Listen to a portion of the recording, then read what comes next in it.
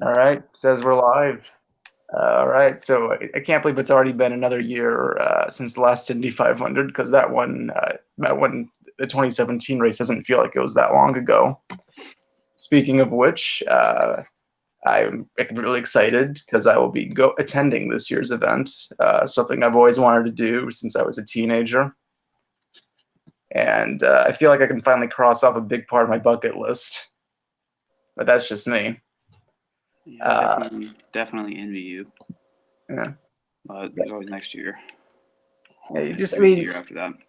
I mean, my finances are actually a little stretched out, to be honest. But I was just determined to find a way to make the finances work. Yeah. That's really what it's all about. Sometimes, like when you really want to do something, you just got to find a way to balance out other parts of your budget. Mm-hmm. But anyway, I guess we'll preview the starting grid and just what to expect. Because the thing that we kind of find a little surprising is that there's a lot of drivers, who you would generally expect to be front runners who are starting in the back rows, and vice versa the other way. You have some drivers, who are but they end up actually being in the top, 3 or 4 rows. Now, I mean, personally, just because of the aero package that we've had since 2012, or I mean, it's new aero packages, but at least since the 2012 race, it doesn't seem like starting position really matters all that much anymore. No, I don't think it will for this race either. Yeah. The cars seem like if anything, they draft up to the car in front of them a little. They do quicker. Much better than what we had before 2012. Yeah. Like I think the biggest one was, or the one that really proved it, was the 2013 race. I think that was record level of lead changes. It was just one lead change like every 2 or 3 laps. It was insane. Yeah. Well, I mean, even the cars this year, they seem like they suck up a little bit better. But then again, they're probably going to suffer in the corners. But I don't know. It's hard to say just from practice. I watched them draft a little bit on some of the live streams, and it basically looked like the previous years, if not maybe a little bit more aggressive. But I think we'll have a good race regardless. Yeah. All right, so I'll start with row 11. Starting on the outside, the man who I think proved to me that bump day actually was worth something watching, Connor Daly. Yeah, although it was he was in, and then he was out, and then he was in. Somehow found a way to one up James Hinchcliffe. Yeah. Something I never thought was going to happen to him, but it shows again. Daly's going to suck the whole race, and Hinchcliffe would have had a chance at a decent run, but this is how it is. And I like the system. It's not like NASCAR where I think it's the top 35 who are just automatically in. I'm not sure if they still do that rule or not because I've been a little bit out of the loop over the past few years. There is no, it doesn't matter what your position has been in points throughout the entire year. It's on complete merits, and I find that system respectable. Mm-hmm. Yeah, it was.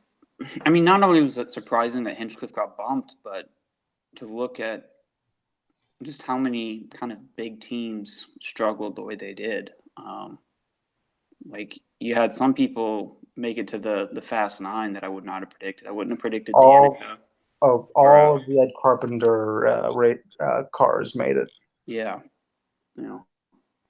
And then you had a lot of these Andretti cars, these Ray Hall, Letterman, Lanigan cars. They were struggling, and that's middle of the 11th row. It's the next guy, Alexander Rossi, he had an okay position, and then he just really struggled on the Sunday qualifying run, and it pushed him back to 32nd.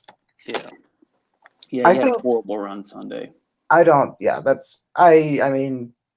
think he can move up. I mean, assuming he doesn't wreck, but I wouldn't count him out for a top 10 finish, but I think it's going to be quite a while before he has a good shot at victory lane again.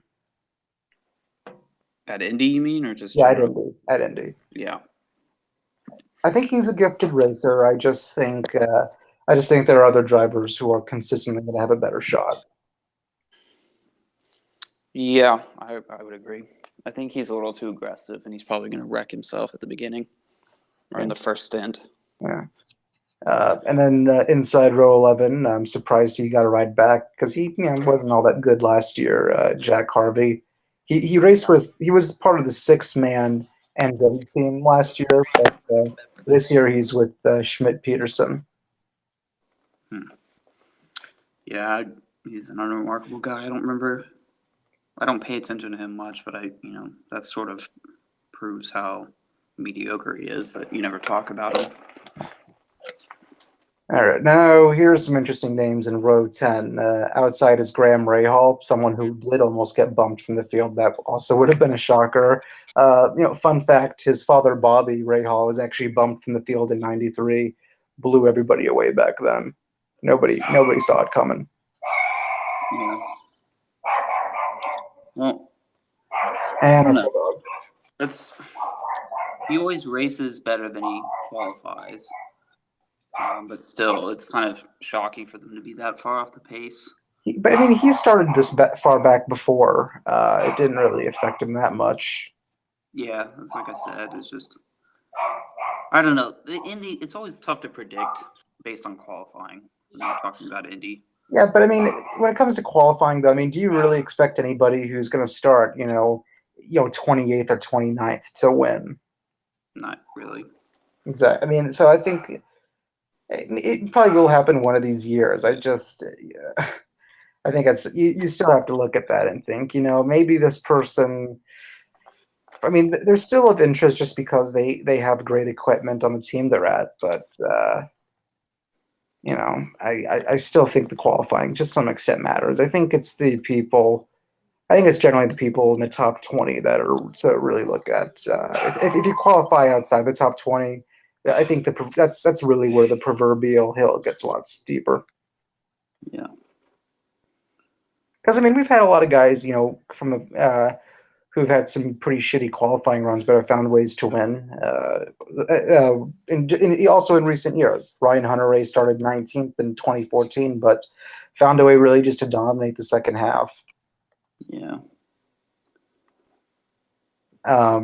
Ed Jones starts in the middle of row 10. The guy I bragged about because I kept saying he was going to have a better finish. He was going to be the better rookie than Fernando Alonso, and I actually won that. Yeah. Now he's on a superior Chip Ganassi team. Hasn't really been all that much this year, and from the looks of it, probably not going to be much of a factor at Indy either. Yeah. Although I will predict he will finish better than Alonso. Well, yeah, so do I. Yeah, that's a disappointment. No Alonso this year. Yeah, I really like the idea of Indy F1 crossovers. That's what they used to do, in the '60s, where like the Indy 500 was the U.S. Grand Prix effectively. Yeah. I still think that would be awesome if The only trouble is Monaco is the biggest F1 race of the year, and it's on the same day, so They have there's to no find a incentive to way. move Well, it. sometimes it's not on the same day. They find ways. It depends on the year, but almost always it's on the same day. I think they need to find a way to maybe make them 1 week apart, maybe 2 weeks apart. Because I mean, fuck, I would love to see like Sebastian Vettel or Lewis Hamilton at Indy. That would be pretty badass. Yeah, it would be or Verstappen, like crashing everybody.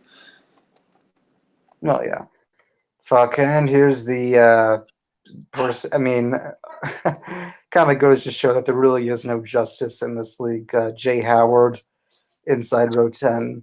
The mere fact that he's the one racing and not James Hinchcliffe, man, just no fucking justice. Yeah, on How the does same this? team too, which is the I surprising know. thing. Like how does he make it in the same equipment?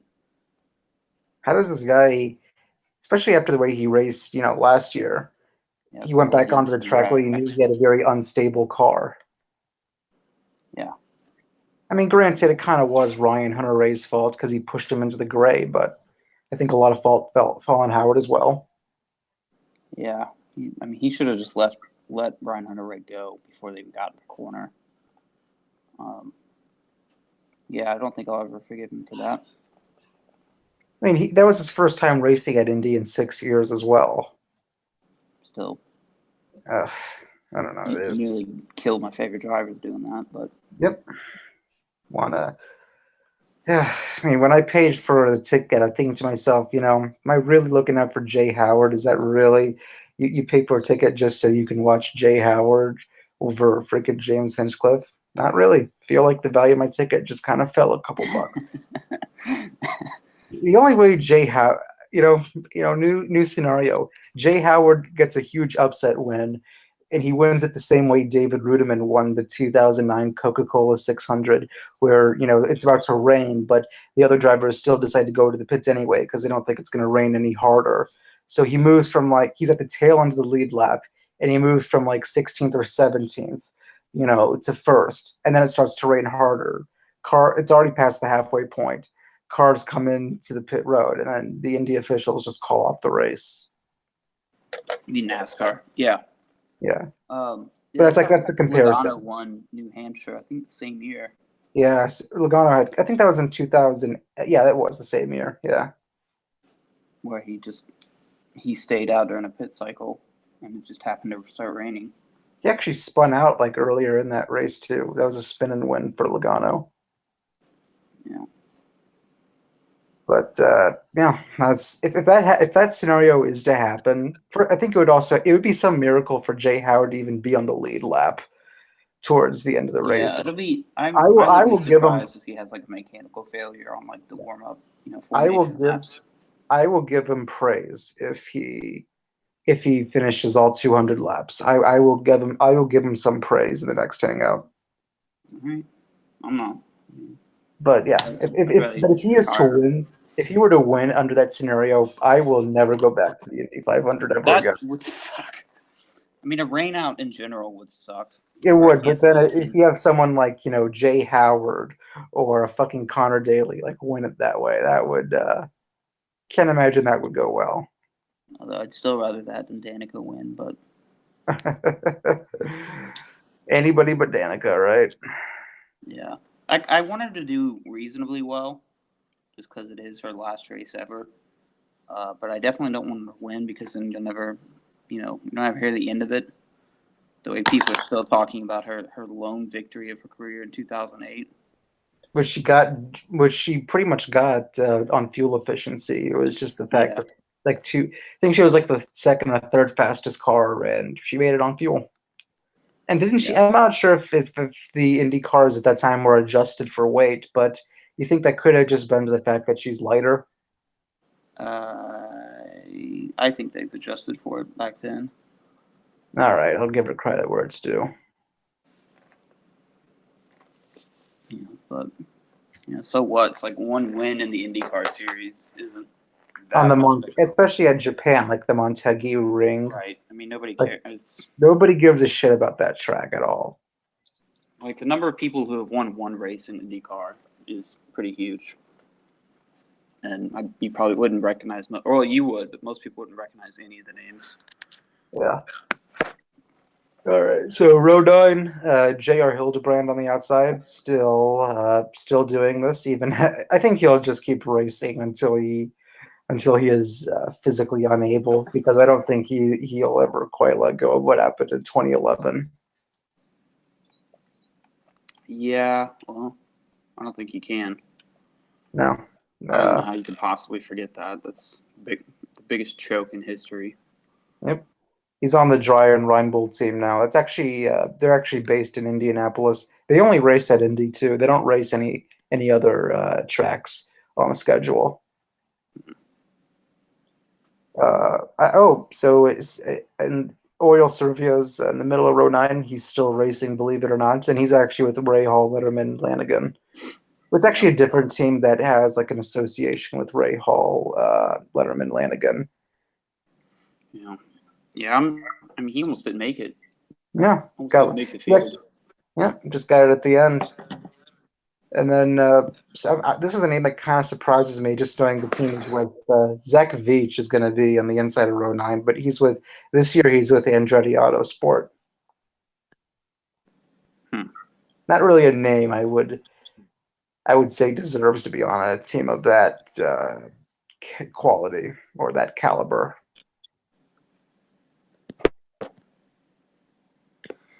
Mm.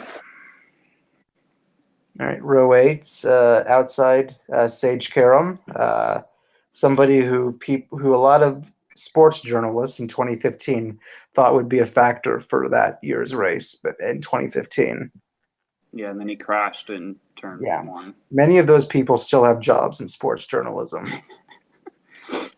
Yeah, I could have predicted that, and he crashed in like the first couple laps on another race too, at Indy. So I'm not really predicting anything different. I think he's had like the last three races for him have been DNFs. The crash in 2015, his really stupid crash in 2016. He actually had a shot at winning that race too. He was pretty fast. He had moved up to the top five, and then he stayed on the. He was fighting with Kent Townsend Bell going around the halfway point, going into turn one, and he just didn't bail out in time when he was on the outside heading towards the gray. Yep. Yeah, I remember that now.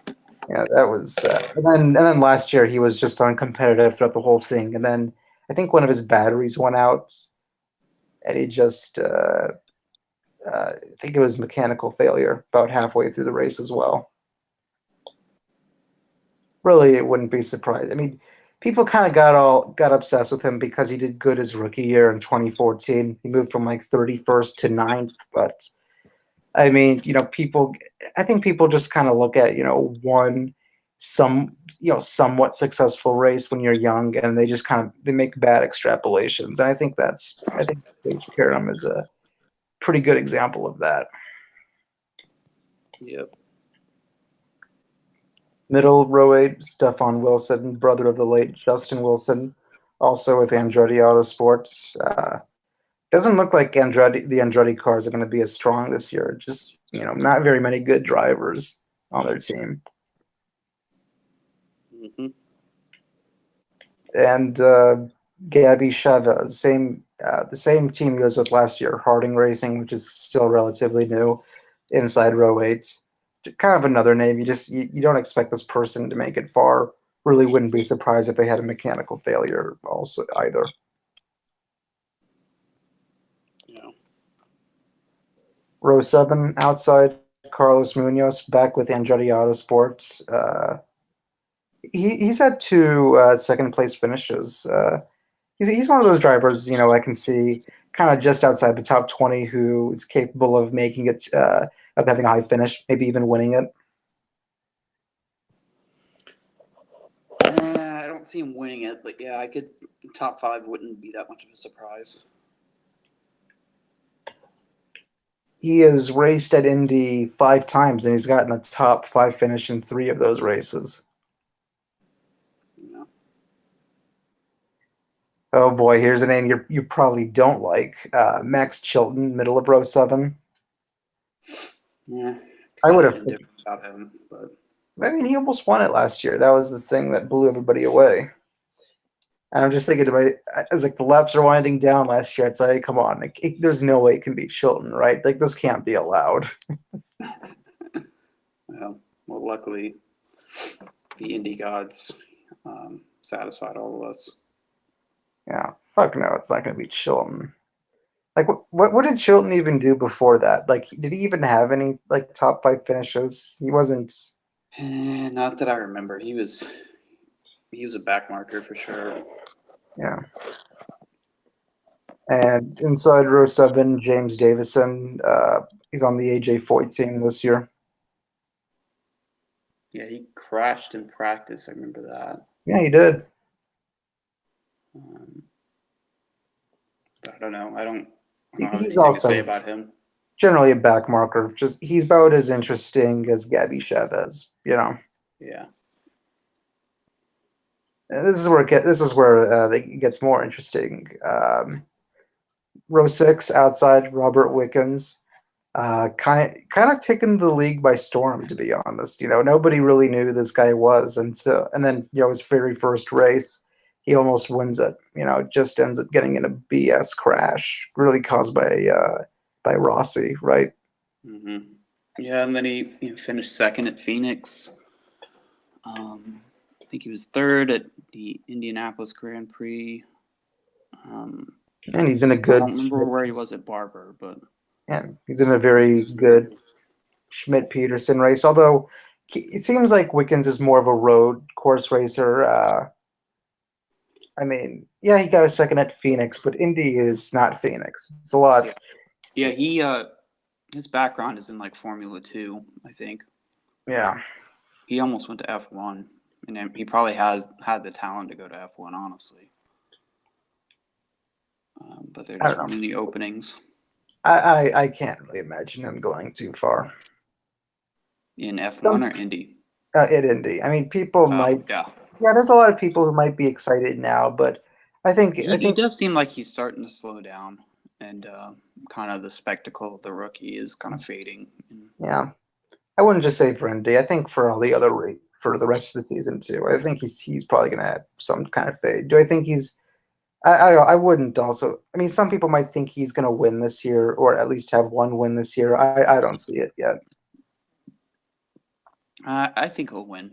Really, Not Indy, but I could not definitely Indy, see him but some winning. Maybe something like, Mid Ohio or something. yeah, or Watkins Glen. Um,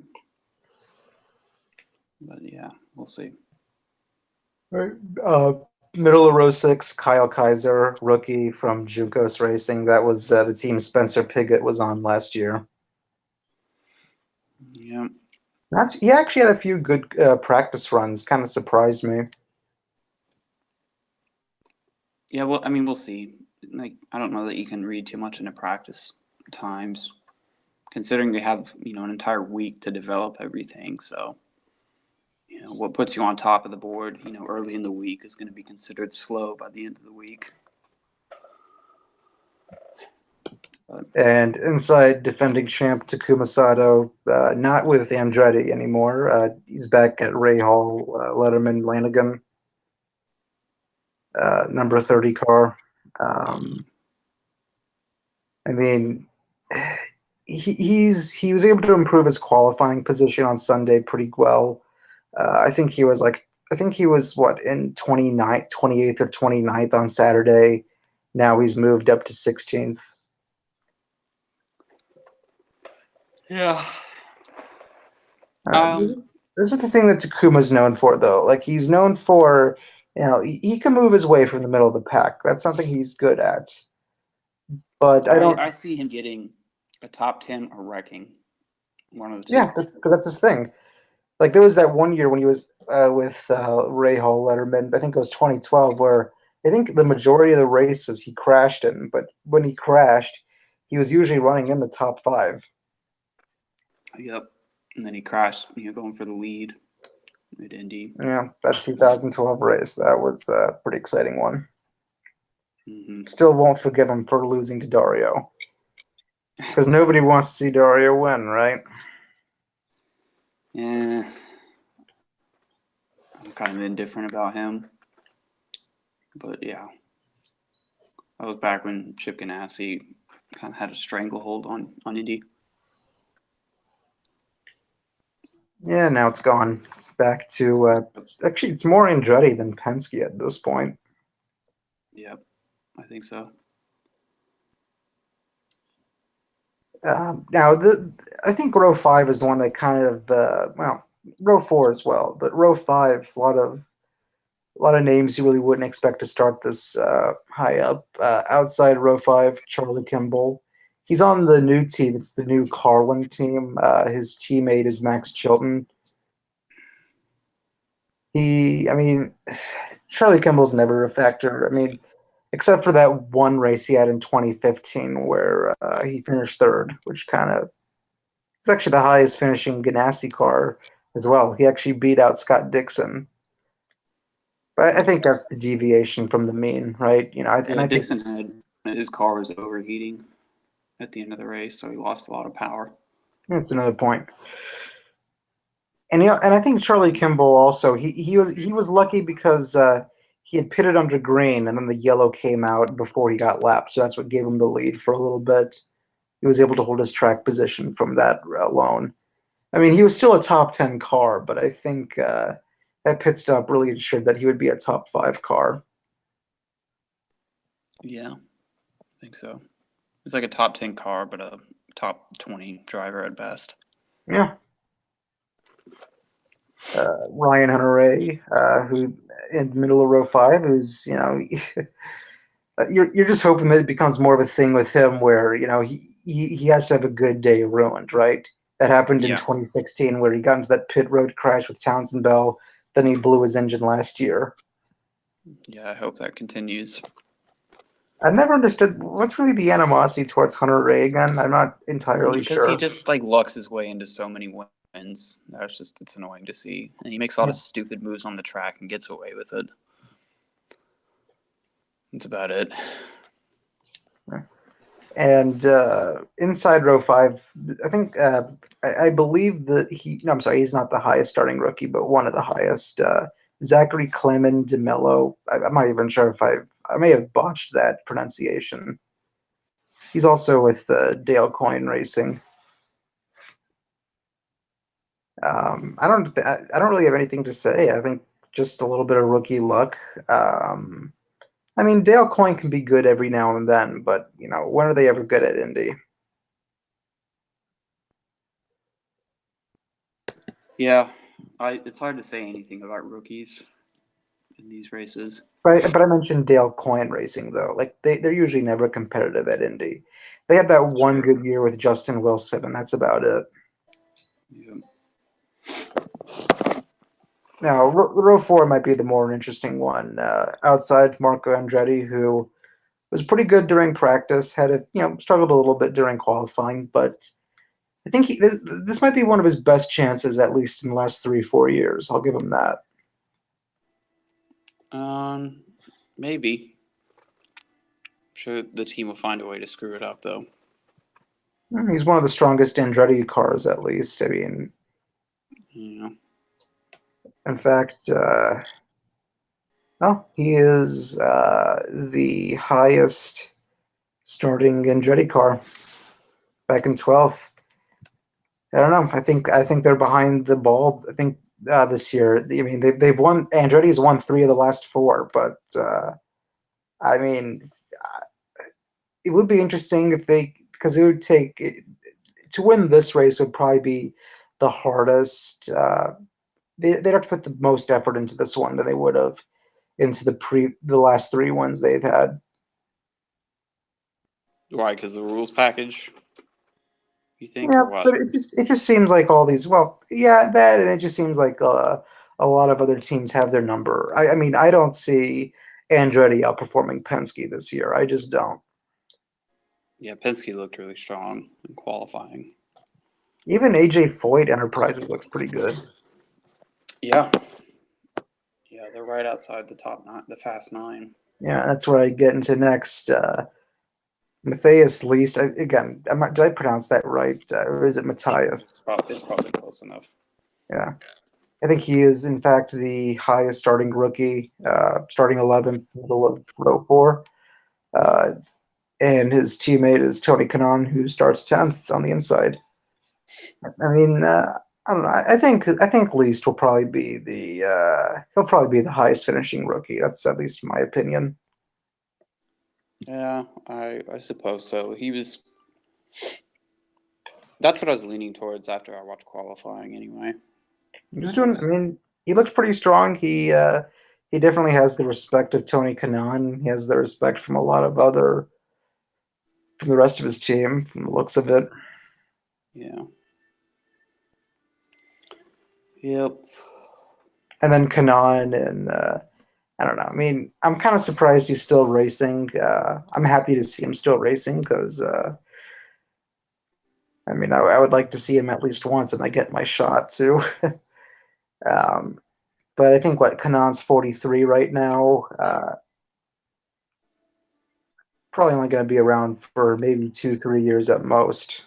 2-3 more years, that is. Yeah. Yeah, he's certainly washed up.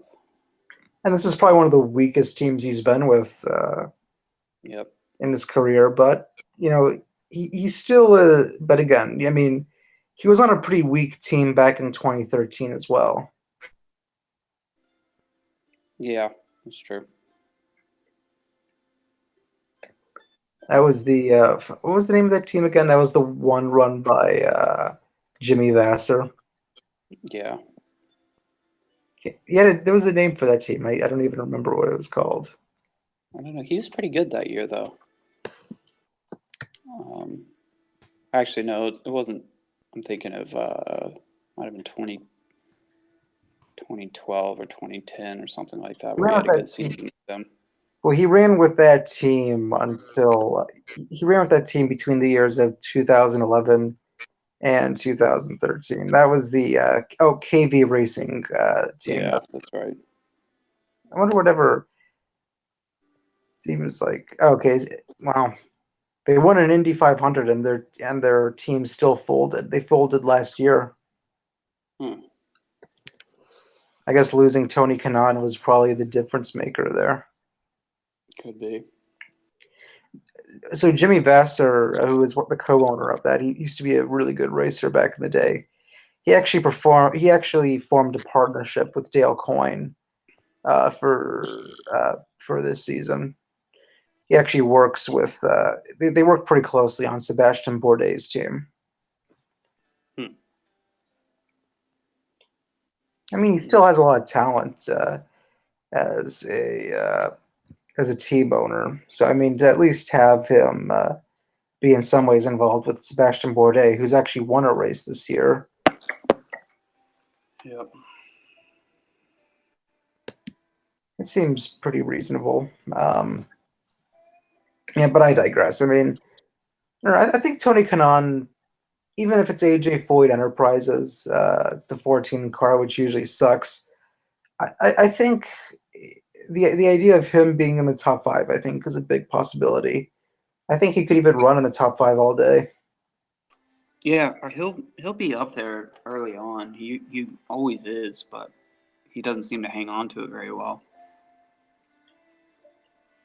It's just because he's really aggressive at the start.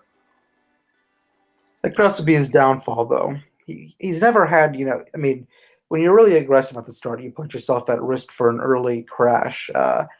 It's never really happened to him, but I feel like he's due. And if it's towards the end of his career, I feel like it's just more likely for some weird reason. Yeah, we'll see. All right, top three rows. I was surprised how bad he was when he was in the Fast Nine qualifying run, but Scott Dixon starting ninth in the number 9 car. Yeah, I thought he would have been closer to like fifth or something, but not at all. But I don't know. He seems pretty confident about his race package, and of Well, isn't he course, always? But he's always yeah, confident about it. That's part of his personality. yeah. So we'll see. It's not, as long as it's not like 2016, where he just was mid pack all day. He was mid pack all day in 2013 as well. It's just kind of one of those iterations he goes through every 2 or 3 years. Yeah, but I don't know. And he I was think and he was falling back to mid pack last year before his wreck. yeah. Oh, he wrecked early. I mean, the thing is, Indy sort of breaks up into the first half and the second half, and typically the guys that are players in the first half kind of fade in the second half, and vice versa. So it's another complication of this race, and predicting stuff at the start. Row three, I think what this is going to be his only race in the IndyCar series this year. Helio Castroneves. Yep. I thought he would have qualified better. I thought Penske was going to be 1, 2, 3, 4. Yeah, I was worried about that, but then Carpenter just comes in and fucks everything up, which was marvelous. Yeah. I don't know. I mean, I'll get into it later when we get there, but I have a soft spot for Carpenter. Yeah, he's a good guy, I think. That's the I main don't have reason. any Yeah. But he's always grudges. but he's a respectable underdog. Like there are some underdogs who I really don't respect just because like I feel like some of it's really based on luck, but he's someone who has the skill to win. He's just never been in the position. Yeah, that's true. And then starting seventh, very unfortunate, Danica Patrick in her final race, which is obviously the only reason I'm showing up because I'm such a big Danica Yeah, fanboy and I just have to see her last race, right? yeah, I mean, like, what yes. other reason would I have for going to the Indy 500? It's one of the biggest moments in racing history, probably. Yeah, Yeah, but like I said, and then she'll she's fall like a rock. They'll drop the green flag and she'll be 20th in 5 laps. but she never falls back to that far in the 500 though. She has a lot of respectable runs. I mean, I remember back when I think what she has several top fives. She got a third in 2009. I think she got either fifth or sixth in 2010. Got another top 10 finish, I think, in 2011. Yeah. And then she took the big hiatus. I don't know. She's been pretty consistent at Indy. I give her credit for that. Yeah, but it's been a while. Been a while, but She's old or older anyway. She yeah, sucked to begin with, so I'm not seeing. I think that kind of consistency is going to disappear this year. maybe. But she's not. It's not like she's on a bad team though. Yeah. Those Carpenter cars do really good at Indy. Yeah, we'll see. Which gets into the next point. Her teammate, we're going to row two now, outside. Teammate to Danica and Ed Carpenter, Spencer Pigot in the 21 car. And that 21 car, especially the last 2 years, has been pretty good. Joseph Newgarden almost won it when he was in that car in 2016. And then last year it was J.R. Hildebrand in the 21 car who ran up front for the most part of the race. Yeah, that's true. As I think of the 21 cards, like it takes drivers who kind of you don't really think of as talented, and then it gives them a chance that they otherwise wouldn't have had. Yeah. But then again, I mean, Spencer Pigot's really not. I've never, at least like Joseph Newgarden, like did okay with his previous rides, but I mean, I don't really see much of that talent in Spencer Pigot. Yeah, I agree. He's never done anything noteworthy. It's kind of like Max Chilton, right? Hasn't really done anything worthy. He just happens to be on a good team, and then he'll upset us all by probably by almost winning the race again. Yep. Although not really. I don't even think he's good enough to do that. But Really? All right. I think Pickett has, just because he has the right equipment. I think he has at least in the top 10. I think he has the capability of running in the top 10 all day. Top five, I don't think so. yeah, I guess I'd agree with that. All right. See, Sebastian Bourdais starts fifth, middle row two. I'm really happy to see him, especially after last year's disaster. He was on a pole run up until that crash. I think people haven't noticed this, but Bourdais actually, I mean, he's good at Indy. Like I think that's something that's often overlooked. Yeah, I must be one of them because I don't remember him standing out. But he has been running better this season than he's ran. I would say in probably the last 3 or 4 years at least. Yeah. Although who knows whether that translates at Indy, but he's definitely a good driver and he's aggressive. Yeah. So. All right. Starting fourth, inside row two, and I'll say it, he's my pick to win. Joseph Newgarden. I think he's got it this year. I think he's been building up over the last few years, and he's known to get progressively better and better. now he's on Penske, and unlike last year where he had a shitty start, he had a very shitty starting position. Now he gets the privilege of starting up front. Yeah, maybe.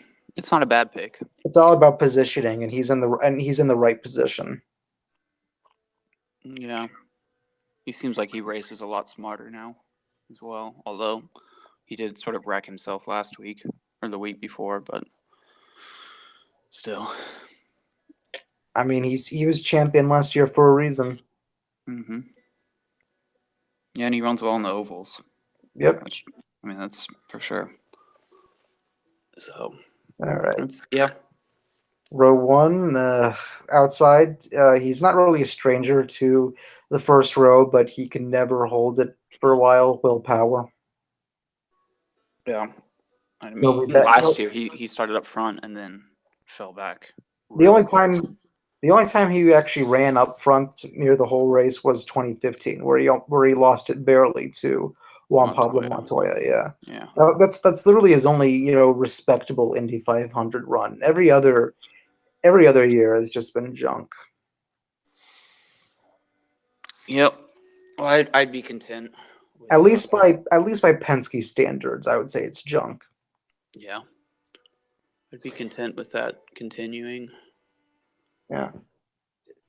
Inside row two. I mean, I think we will have a first time winner this year. I just feel it. I mean, I just can't really imagine a repeat winner. A lot of the repeat winners, a lot of the people who are previously winners of the race have really shitty starting positions, and even the ones like who have okay starting positions, like Helio Castroneves. He just seems like he's the weak. It seems like he's the weakest link of Penske right now. So it's hard to envision him winning if he's the weakest link of the strongest team. I don't know. So, Like I said, I don't. I think you're reading too much into qualifying. Because Castroneves, I think last year he qualified pretty poorly, and he was up front in no time, and leading laps and stuff. And he finished second. Yeah, so we'll see. I don't remember where he started, but it was like 20th, I thought, or 19th. yeah. So that's kind of what he does. Yeah, but would you agree at least that he is the weakest no, I link of mean, Penske? definitely. I think Indy is it's definitely his best track. Especially, he's certainly better at it than the other Penske drivers. But It's kind of more like where machinery and skill are going to kind of intersect, right? It's kind of Well, that's the whole point. Like I said, Pagano. I think he would be my second pick to win. Like if it's not going to be Newgarden, I don't know. Pagano just seems like he's getting better at the ovals. It just seems like it. Mm. And he's run well at Indy before. I don't know. I don't see him doing much. He does well at the ovals, but not necessarily Indy. Or he doesn't do as well at Indy as he seems to at the other tracks, the other ovals anyway. I think this year could be his anomaly. If he's not going to win, it could be like willpower, where like he can at least get second or third. Probably, if he's going to lose it, it'll be close. Yeah. Mm. And, I don't know. I don't see him running that strong, but anyway. well, if I can make a response, I think you look too much. I think you read too much into the finishes, right? Like the previous finishes. Yeah, well, it's not only that; it's like running position. He doesn't run well consistently at Indy. From what I remember, he kind of just hangs around at like the back half of the the top 10. I mean, or even farther back. But isn't this his first time though in the front row? Probably. I don't know. I mean, I could just look it up, but I mean, I have a pretty good memory. I can't. He may have started in the front row maybe a couple of years ago, but hasn't really panned out to much. Actually, no, I can look it up. Uh, doesn't say, well, I guess while I'm looking it up, doesn't his dog have more followers either on Twitter or Instagram than him? I Isn't have that's what I've no heard. idea.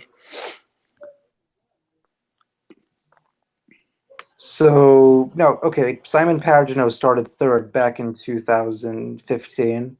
So this is his second time on the front row. But his best finish at Indy is an eighth place finish in 2013. He led some laps actually in 2015, and that was when he was with Penske. He started off at Mhm. Penske, Yeah. but kind of found a way to fall back. 19th in 2016, 14th in 2017. But then again, I mean, I think you're gonna have your good years, you're gonna have your bad years. I think this is gonna be one of his good years. All right. We'll settle it Sunday. Yeah, yeah. And of course, not really a surprise on the pole, third time in his career, Ed Carpenter. Only person in the qualifying. Well, his four lap average was over 229. He was the only driver to break 229. And one of his fastest laps, he actually broke 230. He was the only driver to have any lap over 230 in the qualifying. Yeah, he had like a full mile an hour over everyone in his 4 lap average. Crowd was actually going nuts when he broke 230. That was the interesting Yeah. part. Yeah, But just right out of the gate. this is typical Ed Carpenter, right? I mean, he did good in 2014 until he crashed at the end. It really wasn't his fault. But I mean, anytime Ed Carpenter has a good qualifying run, he started second last year. He usually puts on a mediocre performance afterward. Maybe Yeah. it's an alternate. Maybe this year it'll be different. It'll be maybe it alternates. Right? Like good year, bad year. When you start up front, maybe this is going to be last time he started up front. It was kind of a shitty year or a shitty run. This time it could be better. I don't know. Eh, Again, he's someone. If it's not going to be Marco Andretti, I would like it to be Ed Carpenter. At least if that's where my personal preferences lie. Because, like I said yeah, before, if it's he's the underdog. That's respectable. yeah, I wouldn't mind seeing him win. That'd be cool. And it's been a long time since an Indiana driver has actually won it.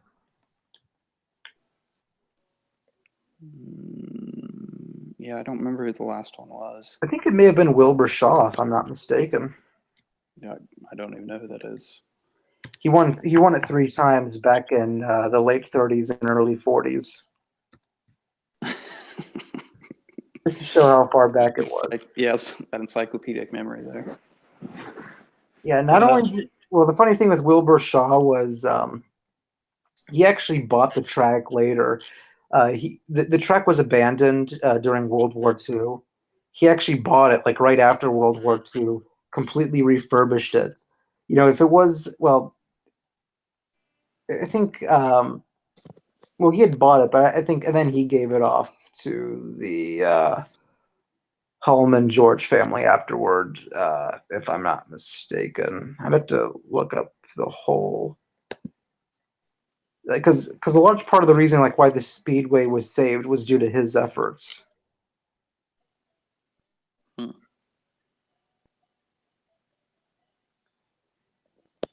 I'm sorry, he didn't actually buy it, but he's the one who actually went out to a lot of the business owners in that area to try to convince them to buy the track. Okay.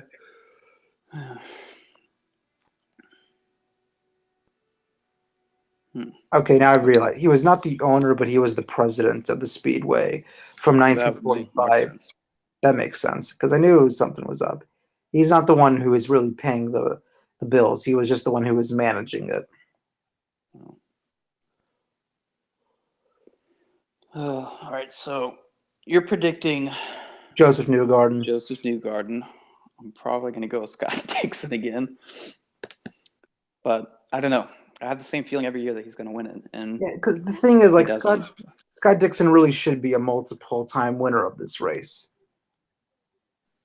Yeah, in terms of his equipment and stuff, he's had opportunities too. And he's come close several times. He got second in 2012. He was running in the top five in 2014 before he had that awful crash. He had the best car in 2015 until he overheated with like 15 to go or something like that, and he just fell back. He fell back to fourth though, and Yeah, he also had a good car in 2011 as well, one of the fastest really in the first half, but then kind of faded in the second half, and a lot of that was due to bad pit strategy. yeah, yeah. I don't know. It'd be nice to see his season kind of turn around, and especially it'd be nice to see him win Indy. Once more before he retires, which will probably be in 5 years or so. Maybe I think I don't know. I don't see him taking on the Penske cars. I think if it's not gonna like I have a good feeling about Penske this year. They just seem like they're hard to, if they almost got a 1, 2, 3, 4 start, it's hard to really see how they would fall apart during the race. Because we all kind of knew there was probably going to be a Penske car that was going to win it back in 2015. And it just feels like one of those 2015-esque years where, you look at the Penske cars, you see that they're kicking ass, and I can't really put a picture in my head where I don't see them winning. All right. I'll just say, if there was one guy to break up the Penske powerhouse, it's Dixon. I think he's the only one that can do it. Probably the only one at this point, yeah. I mean, he's been the only one that could do it previously. I mean, just at any track. I don't know. I think we're in for a great race. I'm actually really excited about the new cars. Yeah. How it's going to work this year. I just think Sunday overall is going to be a good day for racing. Man, I look forward to it. I fly out Saturday. Gonna get there like literally around like 9:30 at night. Just gonna get a quick nap, and then I'll Uber my way to the track. It's gonna be kind of weird to navigate to my seat because I'm right behind pit road. So I'm gonna have to find what I'm gonna have to look for those tunnels because like the tunnels that you use to go through the track. There's a walkway. There's usually a walkway like right next to them, or into Mm-hmm. like well, there's like a road through the tunnel then for the vehicles, and there's a walkway right next to them. I'll have to Okay. use the walkways. I'll probably have to walk around the pagoda, which will be cool. And then there's my seat. Yeah, make sure you take a lot of pictures. Oh yeah, yeah. I'll probably get a lot. Yeah, it'll all be on my phone, but that's good. And I might the next day too. I might go back to the speedway the next day. I mean, assuming it doesn't rain out, which I don't think it will. I've looked at the weather. They say it's only about a 15% chance of rain right now, and even then, like if it might be like Saturday qualifying, just because it rains, it doesn't mean it's going to be delayed. But why would you go back? Oh, I would go back on Monday because I want to visit the museum. Oh, okay. They have an Yeah. Unser, like they have all the Unser cars that won on display right now, with the exception of Al Unser's 1992 car, which is kind of upsetting because that's probably the best one. Hmm. Apparently, the original they have a replica of it, but the original from Al Unser's '92 winning car, or sorry, his Al Unser Jr.'s car, is it's at some building in Louisville. It's entrenched into the wall, and they can't extricate it. Huh. Yeah. Well, I'm actually, as luck would have it, I got free tickets to the Coke 600, so I'm Oh, going to be going to that oh in my the God! evening. Wow. Yeah, my friend, who works at Speedway is just like, hey, I can give We're you we're free we're tickets to the All Star race or the 600, which you want. I was like, oh wow. yeah, well, So obviously the 600. That's wow. So that's I don't know. I might be too tired to even watch the Coca-Cola 600, but wow, that's that's great luck, man. That's awesome. yeah, Your I biggest gotta figure out a way to watch all the races though, because we're gonna be driving. Well, I don't know. We're gonna probably leave. I'm hoping we leave early enough so we'll get to watch the 500. Like yeah. sitting down somewhere. Otherwise, we're gonna have to stream it while we're driving. Yeah, I'll send you. I mean, assuming assuming that my data works, because I'll try to send you images on Facebook, but there are a lot of problems.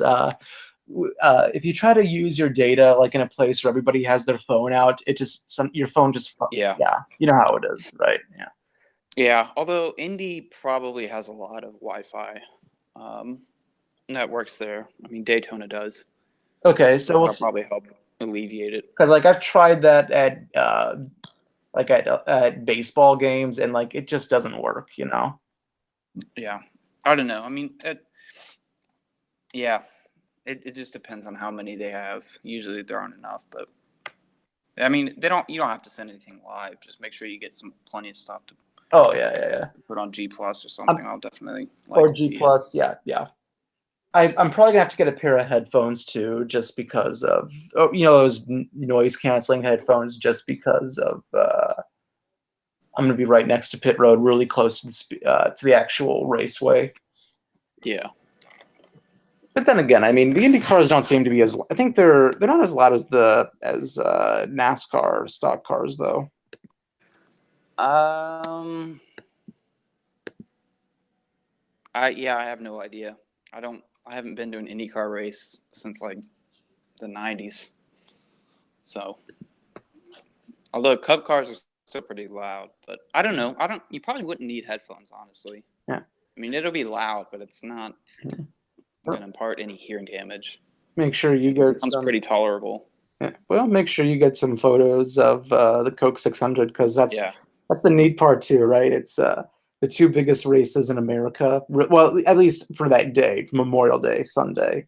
Yeah. Obviously, you can't count Daytona, and one of us is going to go to each of them, which that's the cool part. Yep. I'm hoping, since my friend works there, I'll get to like maybe meet Kyle Larson or something before. Oh wow! But I don't know if he'll be able to pull that off, but that would be pretty sweet. Maybe I can meet. At best, I'll probably I'll try to shake hands with like one of the pit crew guys if I get lucky. I don't know where the pit crews are lined up yet. Yeah. But well, if nothing else, just tell Danica she sucks. If she ever walks by your seat in the pit box or something. Yeah, I'll do it. I'll do it just for you, man. That'd be great. Oh god! At that point, I'll just. Oh god! I will. If I do that, I'll let you know like immediately. Like it's gonna come. You should straight. film it if you do it. Well, oh yeah, I'd be like, oh my god, you won't believe it, I actually did it. Yeah. Isn't she dating Aaron Rodgers right now? Yeah. Oh my god. Another reason to hate her. Yeah, that is absolutely a good reason to hate her. Can't wait for her to leave racing altogether. Yep. It'll be a welcome relief. All right, I think the several years of propaganda we've been fed about her. Oh yeah. And the only people really within like NASCAR establishment who actually called it out were the Petties of all people. Yeah. They were the only people who had the balls to call it out for what it was. Yeah. And it's kind of sad because I really don't care much for the Petties. And in many cases, they kind of irritate me. Yeah, Kyle Petty, he's hit or miss with me. There are times when I like him. Other times where I wish he would shut up. Yeah. Well, anyway, I think we're kind of getting off the point, but yeah, it should be a good race, and I'm happy that I get to go. All right, I'm just going to take it off there, and hope anybody who watched